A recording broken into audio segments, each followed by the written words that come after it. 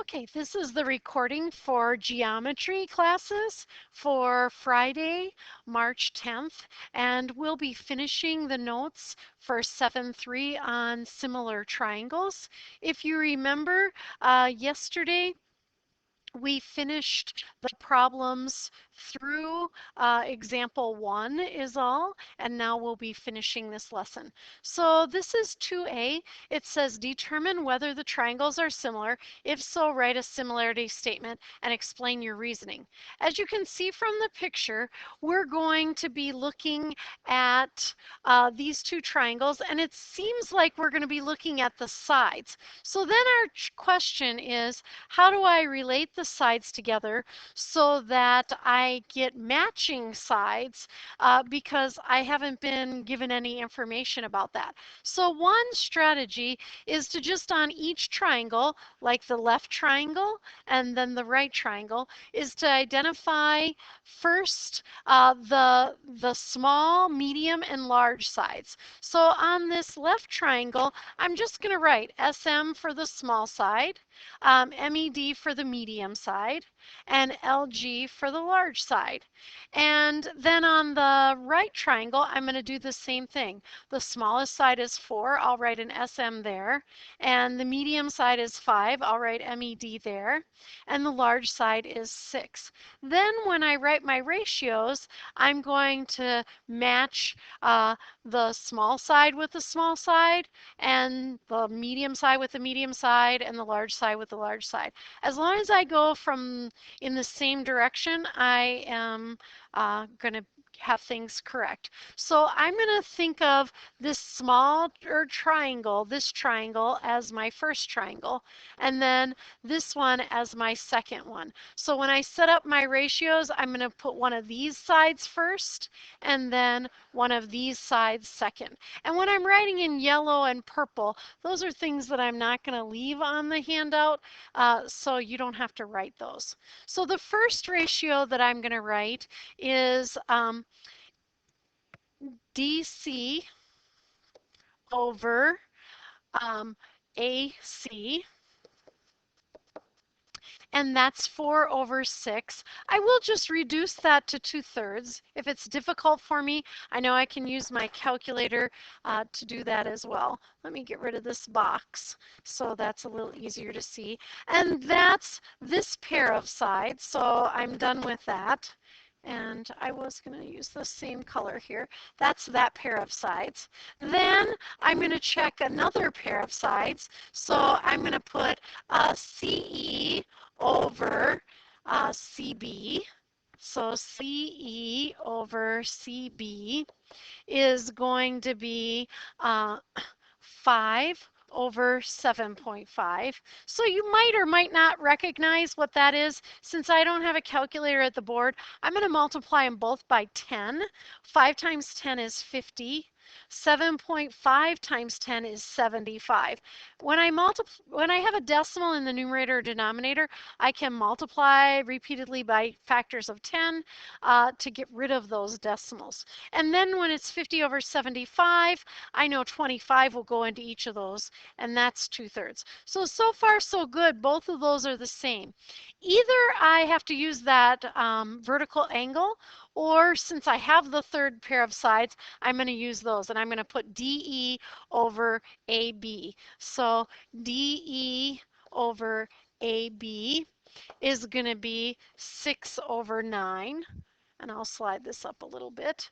And 6 over 9 reduces to 2 over 3 as well. So when I look at those, the ratios to the corresponding sides are all the same. And so I'm going to write that. Ratios for CORR for corresponding sides are the same. So then I can write a congruence statement for my triangles. I'm going to go back up so I can see this picture. Now, since I named those as small, medium, and large, when I name the two triangles, I'll just go in coordinating positions. So I'm going to say triangle, and for this first one, I'll use yellow. I'm going to go A, B, C. So I'm naming the large side and then the medium side. And so I'll call that triangle A, B, C, and that was large to medium. So I want to go large to medium here. That'll be triangle DEC. So I can write triangle ABC is similar to, oops, let me use a better color there. Triangle ABC is similar to triangle um, DEC. And then my reason is going to be by, since I looked at all three sides and their corresponding sides, it's by side, side, side congruence. So that's how I'm going to have that problem work out. So if you know all six sides, that's the way to progress. If these hadn't been the same, then it would not be congruent. And if you're not sure, if you have a calculator that will make these into reduced fractions, you can use that feature. You can divide those and just see if the decimals are the same as well. Then our next one is to use the sides, either side, side, side, or side, or angle, angle. And for this one, I want you to notice where the two triangles are. And I am going to trace these in colors and kind of just move them to the side. So the first one of the triangles is triangle NMP. So that kind of smaller triangle there, and I'm just going to slide that down a little. And the other triangle that's here is MRS. And so these are the two triangles that I'm talking about, and I'm just kind of setting them there to kind of see them. If I label those as well, and you might even want to draw these. So there's NMP and RM. S. Notice that angle M is the same on both of those. And so angle M is an angle on triangle NMP, and it's the same thing on RMS. So we're going to start this problem just by saying angle M is congruent to angle M. Think a minute about what that answer is or that reason is in your head. You don't have to shout out. And that is the reflexive property, the reflexive. So we'll just write reflexive. And just to kind of remind ourselves as we keep going through geometry of the things that we know. Now, the tricky part here is that we have to look for the sides of the two triangles. Notice that this NR is not a side of a triangle. So we're not going to use that little piece by itself. So one of the sides of the triangle is MN, and the other triangle side that might or might not match that is all the way along there. So that length along there that would be MR. So I'm just going to remind myself, I'm not sure which ones are big and little, but I'm just going to remind myself that that little piece is 10 and this little piece is 12. Then from M to R is 10 plus 15 or 25. And from M to S is 12 plus 18, which is 30. And so the two sides that I have on the little triangle are MN and MP. And so 10 would be the smaller one, 12 would be the bigger one. And then on the big triangle, I have a side that's MR and MS. And MR would be the little one and MS would be the big one. So those are the matching sides. I do want to check that out as I do a problem like this because it could not be on the same side. So one ratio I'm going to find is MN over MR, and that's 10 over 25. And that reduces, 5 will go into both of those, so that reduces to 2/5. And then I'm going to look at the other sides that are on the right of that, and I'm going to put MP over MS, and that's equal to 12 over 30. And let's see, 6 goes into each of those, 2 over 5. So these ratios are the same. Ratios are the same. And we've got that included angle that is congruent as well. So when we name this one, we can say the little triangle and the big triangle are similar by side angle side similarity. And so we can say triangle N MP is similar to triangle. And so if I went from N to M to P, I'm going my short side, my angle, and then my long side. So on the big triangle, then I'm going to do the same thing, and I'm going to go my short side, which is this 25, my angle, which is M, and then my long side, which is 30. So when I name that second one, I'm going to call that triangle RMS. And my reason is by side, angle, side, similarity. So that's what I have for that one. So we can determine if these triangles are going to be congruent or not as we go. The next problem is a standardized test problem, and it says if triangle RST and triangle XYZ are two triangles such that the ratio of RS over xy. So I want to kind of think about those are corresponding parts, and that's 2/3. Which of the following would be sufficient to prove that the triangles are similar? So I'm looking for, can I use angle-angle similarity? Can I use side-side-side similarity? Or can I use side-angle-side similarity? So I've got a pair of sides that have a ratio. So I could consider that one of those pieces that I just put an arrow at. And so either I'd have to know the other two pairs of sides have that same ratio, or maybe a pair of angles is congruent and another pair of sides that is has that included angle is congruent. So when I look at the information I don't have a picture, I just have a ratio.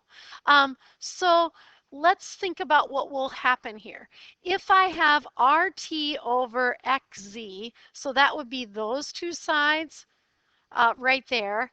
And if I had ST equal to ST over YZ, at first glance that seems to be enough information, but I don't know what that is equal to. Is it equal to 2/3 or is it something else? So I can't say that that one is going to work. Um, in this next one, they say RS over XY. And wait, let me get rid of some of these markings that I had on there. On this next one, so that one we said is not going to work. On the next one, we're told that RS over XY, well, that's this one that I have here, which is 2/3, is equal to, now it's equal to RT over xz, and that's equal to st over yz. So I think all of the sides that are corresponding are in proportion. So I believe that one's going to work. Let me just talk a minute about why those other two aren't going to work. So let me get rid of some of my yellow markings here as I go. So we just said we think that one is going to work. If I know this pair of angles are congruent, I either have to have, this is one pair of angles.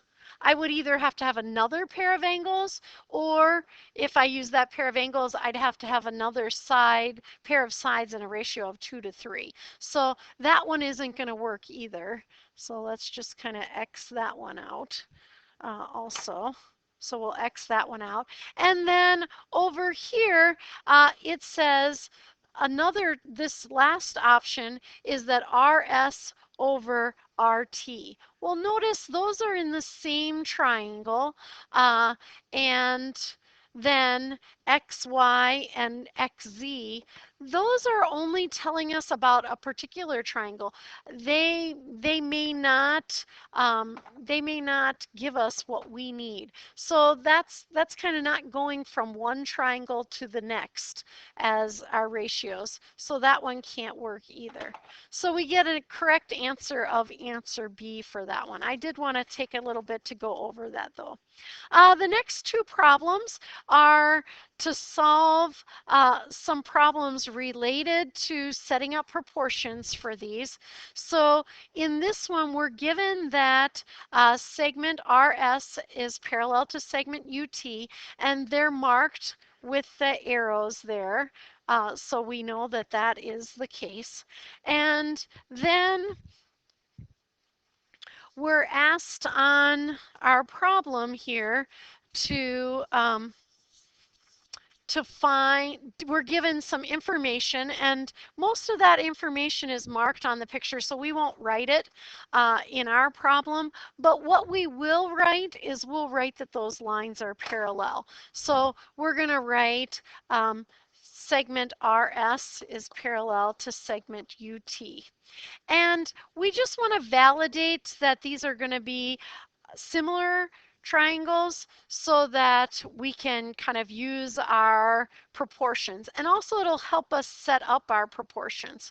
So since these two lines are parallel that are marked there, we had a problem yesterday. We know angle T and angle R are congruent. I'm just going to mark them on the picture. We're really not proving that the triangles are similar.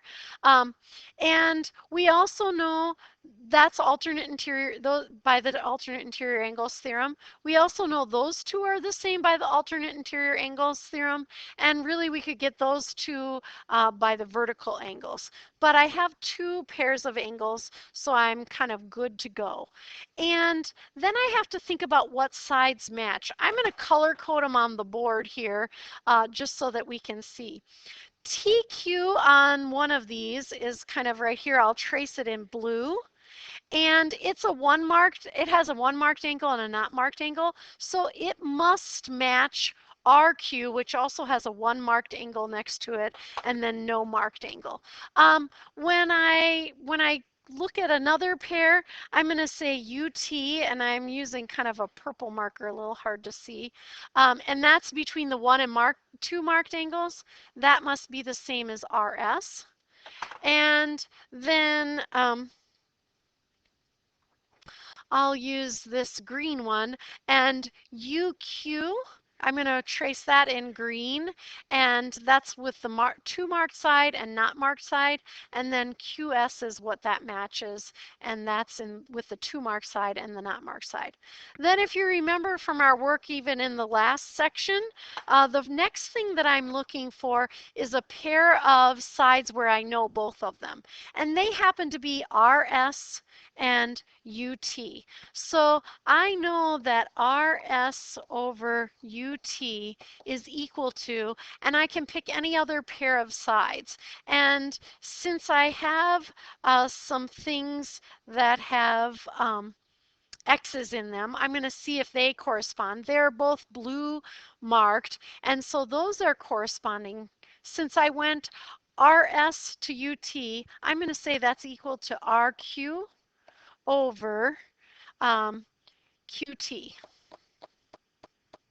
So now I'm going to fill in what I know for numbers here. RS is 4 over UT is 10 equals RQ is x plus 3 and QT is 2x plus 10.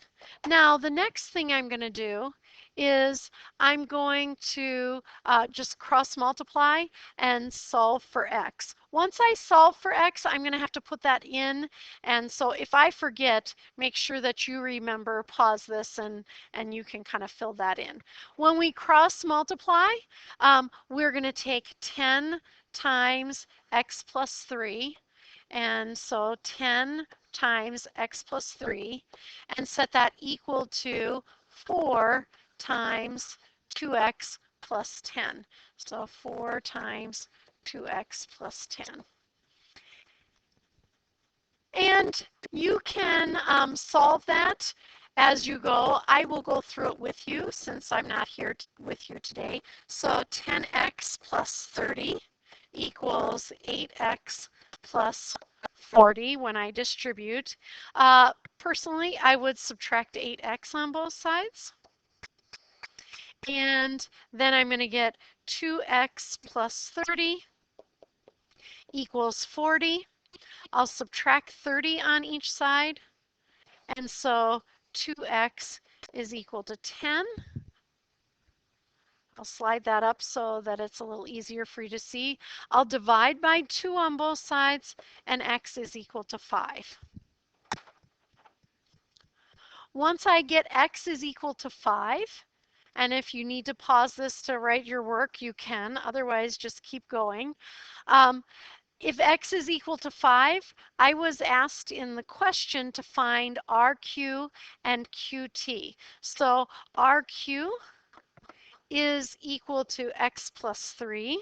And since x was 5, that's 5 plus 3, or 8.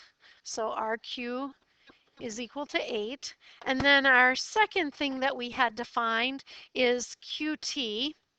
So QT is 2x plus 10. And I'll slide that up a little bit.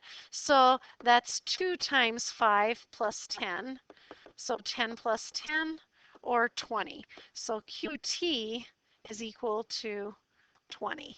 And those are our final answers for that. Again, make sure you're careful when you're doing problems. If you're asked for X, you would have been done at 5, but if you're asked to find those lengths, make sure you put those in, especially when you do the clicker problems in a little bit here. The next thing is a picture, and I'm just going to show you this picture. Josh wanted to measure the height of the Sears Tower in Chicago, and this is not on the handout. Let me pause a moment and say that. This is not on the handout, so you're going to have to find a place in your notes. You should have glued things in maybe yesterday, and you want to find a place in your notes so that you can put this diagram. This will be number 5 when I show it to you, and show your work to find the missing information. So Josh wanted to measure the height of the Sears Tower in Chicago. He used a 12-foot light pole and measured its shadow at 1 p.m. The length of the shadow was 2 feet. Then he measured the length of the Sears Tower's shadow, and it was 242 feet at the same time. What is the height of the Sears Tower? So here's our picture that we're going to draw. And so I'll just kind of go over that as you're drawing it. If you need to pause it, you can. It's not drawn to scale, but the height of the Sears Tower is on this right side of the triangle, and that's going to be X. The light pole is out there towards the left, and it's 12 feet tall. And so this means the sun must be up there someplace. And the light pole cast a 2-foot shadow, and the Sears Tower cast a 242-foot shadow. So what you're going to do now is you're going to draw these 2 triangles. And so the big triangle which has X feet up and down on the vertical. The light pole can be there someplace. Label that as 12 feet. And the light pole's shadow was 2 feet. And then make sure you're labeling the Sears Tower's shadow, which was 242 feet. So I trace those. If you want to just kind of also write in your Sears Tower, you can. I trace those, so that should have given you enough time to kind of write that as I went through. If you do need more time, make sure that you are pausing this so that you can look at that. So on this picture, these are going to be right angles. So I'm going to mark in these right angles right here. And this angle is that reflexive angle. So these are similar by angle similarity. And so I can set up ratios matching the sides. So to me, the side that is the height of the light pole and the height of the Sears Tower. Those are matching sides. And the 2-foot shadow and then the 242-foot shadow, those are matching sides as well. So we're going to write that down. Height, Sears Tower, over height, light pole, equals shadow, Sears Tower, over shadow, light pole. So you can kind of decide really if you had written this in a little different ratio, as long as you're putting corresponding things together, that would work as well. So now we're just going to fill in things we know, or what is X. So the height of the Sears Tower is right here, and that's going to be X. The height of the light pole is right here, and that'll be 12. So I've got my X over 12. And then the shadow for the Sears Tower is my 242. The shadow for the light pole is going to be my 2 feet. So let me take a moment and I'll get rid of all that. And now I'm going to fill in my numbers. So the height of the Sears Tower, X over the height of the light pole, 12, equals shadow of the Sears Tower, 242, over shadow of the light pole, which is 2.